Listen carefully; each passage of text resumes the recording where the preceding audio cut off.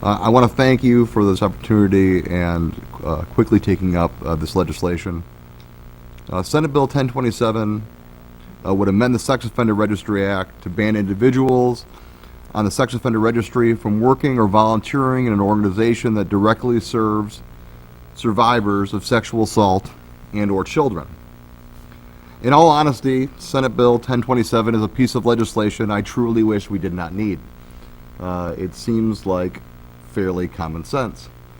Unfortunately, last month, that was not the case in my district.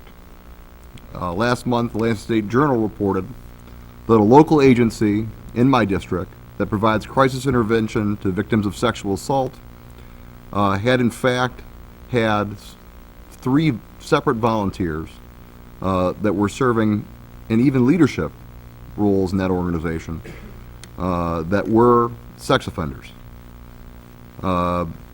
In fact, these sex offenders had even reported that information to the state.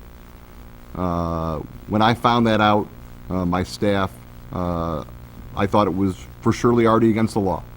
I couldn't imagine that this wasn't actually covered. But unfortunately, we found out that it wasn't, so we sprung into action. The Listening Ear is a nonprofit in the city of Lansing that runs a crisis hotline for victims of sexual assault and others, and it's a completely volunteer-based organization.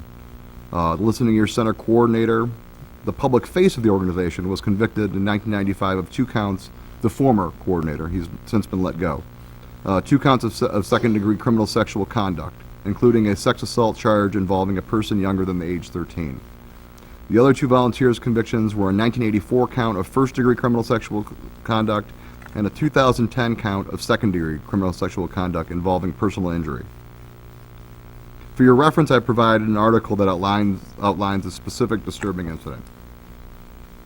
I do not believe that sex offenders should not be able to give back to their community once they have served their time. I do believe they should. I just think that in this case, it is more important to be concerned about the survivors than it is about the perpetrators.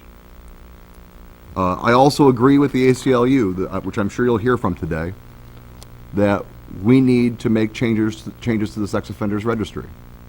I agree with that, and I'm willing to work with them on that. But that does not preclude what happened in my district and could happen in any of your districts.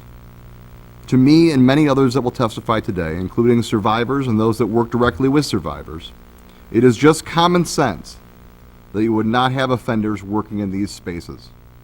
Survivors of sexual assault have had their privacy violated enough. They deserve a place to heal, a safe place to heal. And they deserve advocates who they can truly work in their best interests and can trust. Not only was that person's body violated, but their trust was forever violated. And we need to make sure that they have a safe place to heal. I know that there are individuals here today that can more accurately speak to why this legislation is so important. So I will simply thank you for the opportunity to bring this legislation forward, and I would be happy to answer any questions. Thank you.